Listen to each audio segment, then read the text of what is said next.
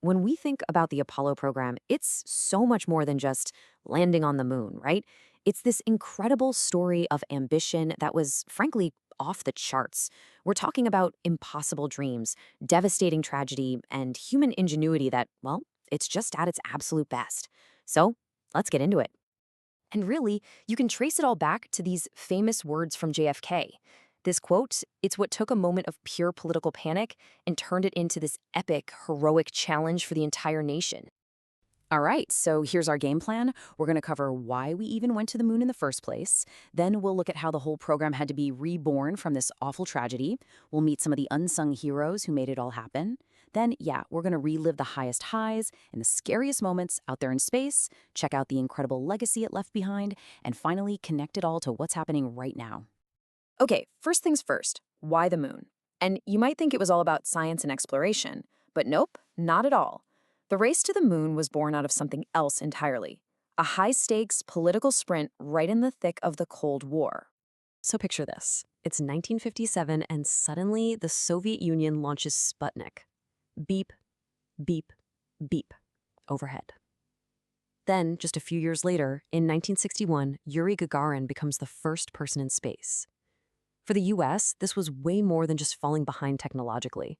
It was a deep national embarrassment. And honestly, it was scary.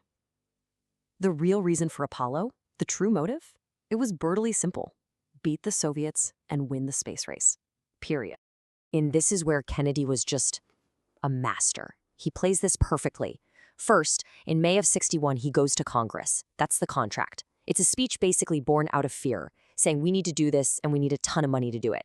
But then you get the myth. In September '62 at Rice University, he completely flips the script. He stops talking about fear and catching up and starts talking about pioneering, about doing things because they are hard. He turns a race against an enemy into a race against ourselves, against what we thought was possible.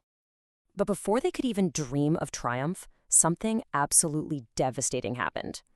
The fire that broke out inside the Apollo 1 capsule during a simple ground test, it was a horrific setback. But that tragedy, as painful as it was, became maybe the most important turning point for the entire program. And when you look at what went wrong, my gosh, it was just a perfect storm of failures. It wasn't one thing. You had a suspected spark from bad wiring, but the real killer was the environment. The cabin was packed with flammable stuff like nylon and Velcro, and worse, it was filled with 100% pure oxygen at high pressure. So when that spark hit, it was an inferno.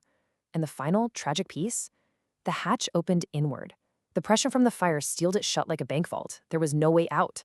But the incredible sacrifice of Gus Grissom, Ed White, and Roger Chaffee, it wasn't for nothing. NASA basically tore up the blueprints and started over. They engineered a new hatch that could be opened in seconds. They ripped out all the flammable materials and replaced them.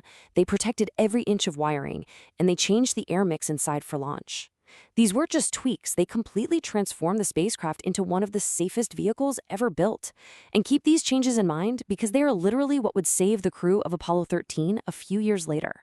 Okay, so we all know the astronauts, right? They were the famous faces of Apollo. But behind them was a massive army. We're talking 400,000 people on the ground making it happen. And in this section, I really want to focus on some of the brilliant women on that team, because their work wasn't just helpful, it was absolutely, fundamentally essential to landing on the moon. Let's kick things off with a true pioneer, Margaret Hamilton. Think of it this way. The astronauts were the pilots, but she wrote the rulebook for the computer that was actually flying the ship.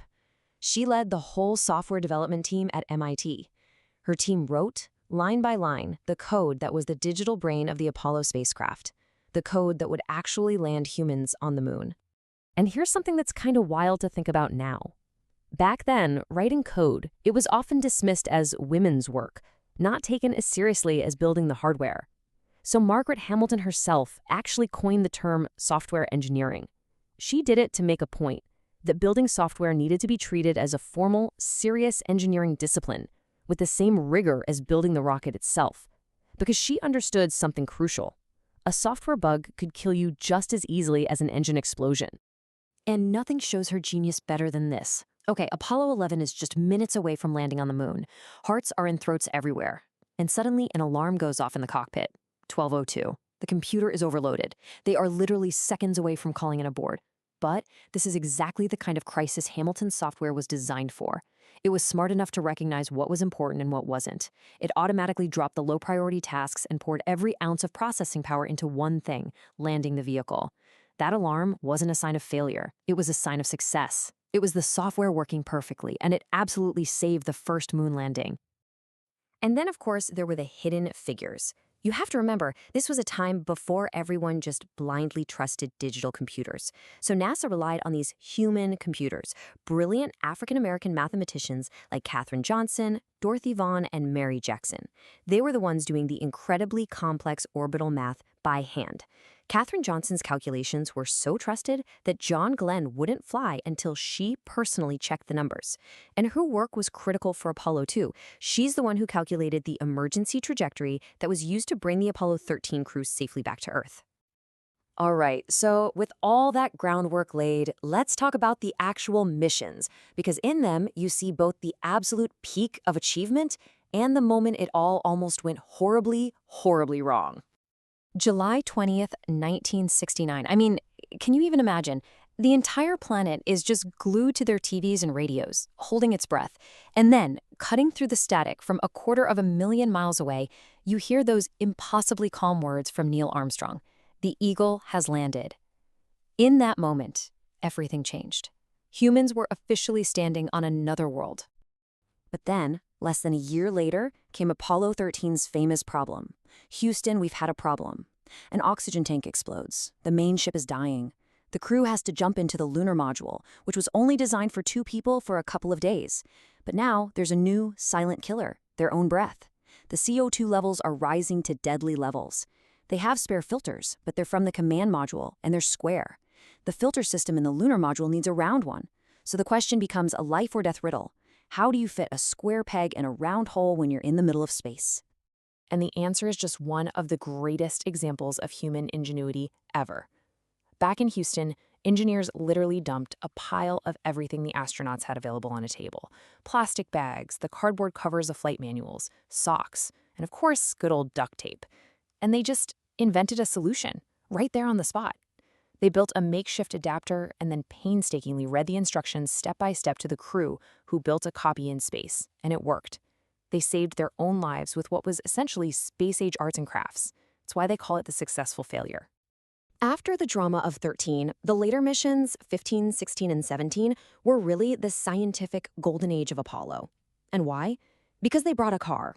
Seriously, they packed a foldable electric car, the lunar roving vehicle, into the lander. This moon buggy was a total game changer.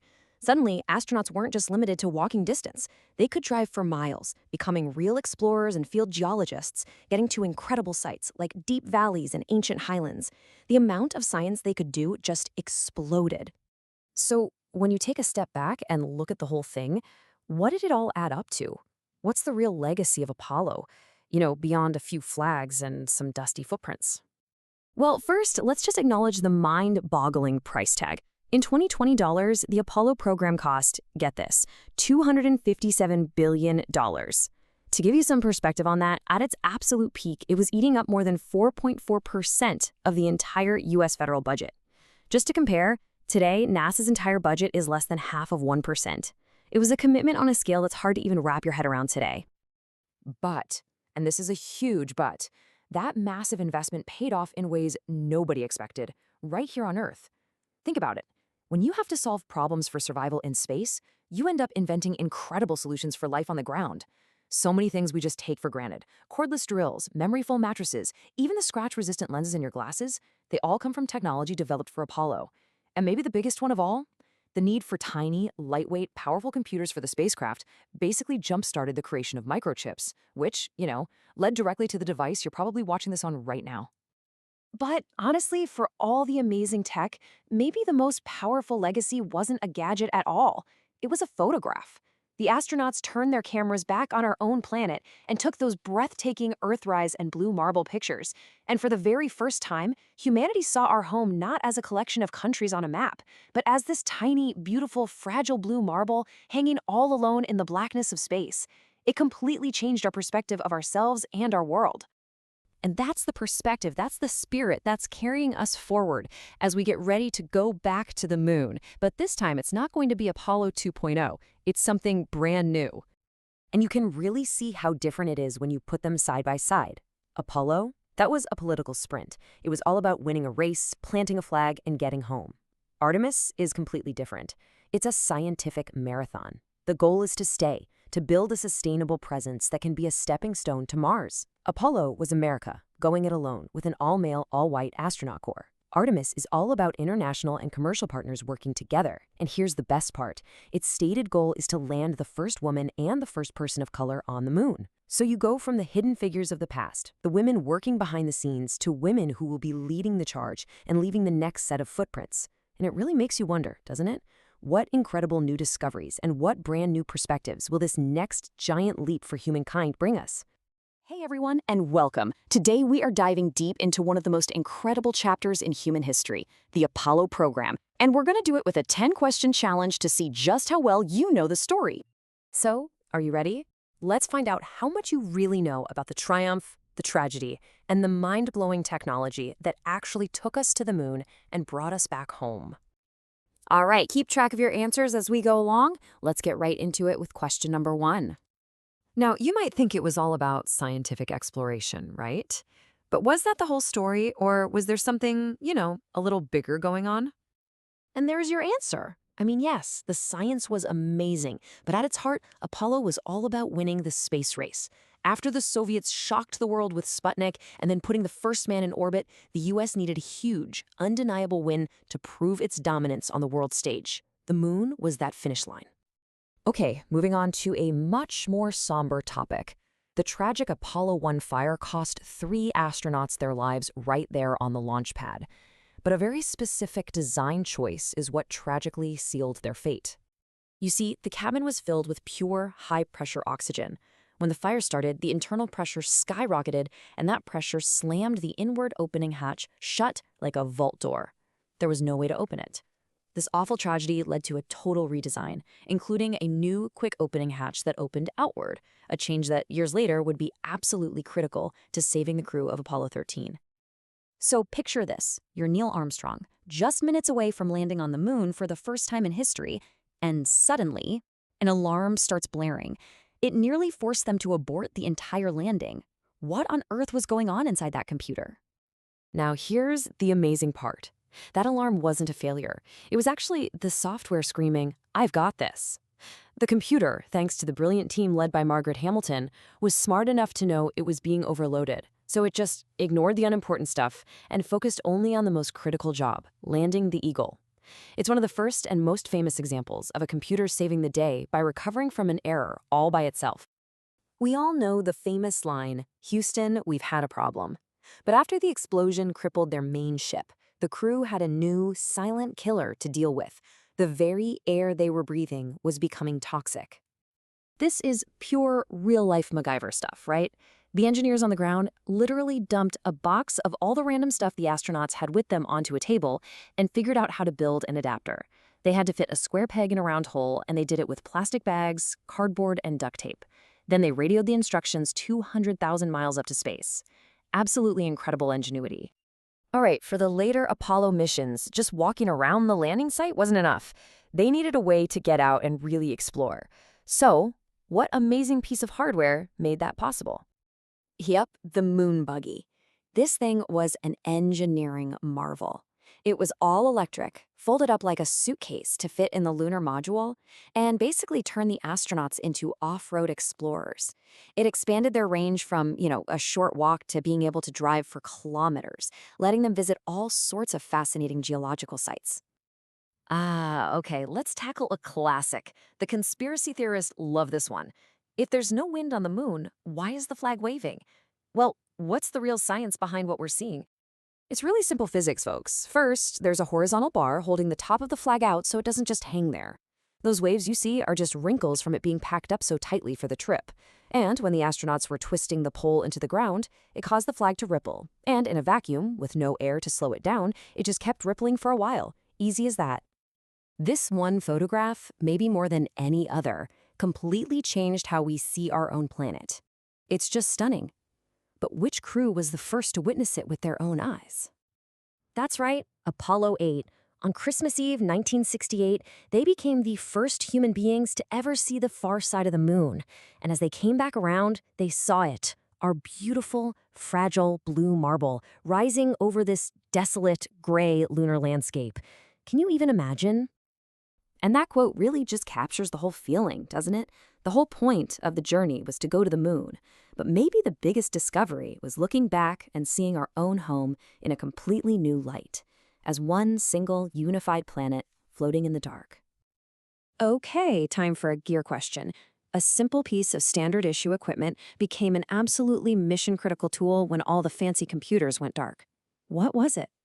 The Omega Speedmaster. Seriously, if that 14-second engine burn was off by even a little bit, Apollo 13 would have either skipped off the Earth's atmosphere into deep space or burned up on re-entry. With their digital timers dead, they used the chronograph on their mechanical watch to time it perfectly. It's just an amazing reminder of why you always need a good analog backup. The computer that guided them to the moon had less processing power than a modern calculator. It's crazy. But one key technology inside of it sparked a revolution that completely changed the world. What was it? Integrated circuits, or IC chips. Before Apollo, they were new, expensive, and kind of unreliable. But NASA needed them to build a small, lightweight computer, so they ordered over 1 million of them. That massive order basically kickstarted the entire industry, proved the chips worked, and drove the price way, way down. That directly led to the microprocessors in every single computer and smartphone we use today. Your phone is a direct descendant of the Apollo program. All right, last question. We're going back to the moon with the Artemis program, but the reason we're going, the why, is totally different this time around. How so? And this is the key difference. Apollo was a sprint. It was a political race to get there, plant a flag, and come home to claim victory. Artemis is a marathon. The goal isn't just to visit, it's to stay. It's about building a sustainable, long-term presence on the moon, learning to live and work off-world so we can use it as a stepping stone for the next giant leap, sending humans to Mars. So, tally 'em up. How'd you do? 10 for 10? Regardless of your score, the legacy of Apollo isn't just something in a history book. It's a reminder of what humanity can do when we work together on something truly audacious. That famous challenge to do things not because they are easy, but because they are hard, is alive and well today with a whole new generation reaching for the stars. Thanks for joining me for this one.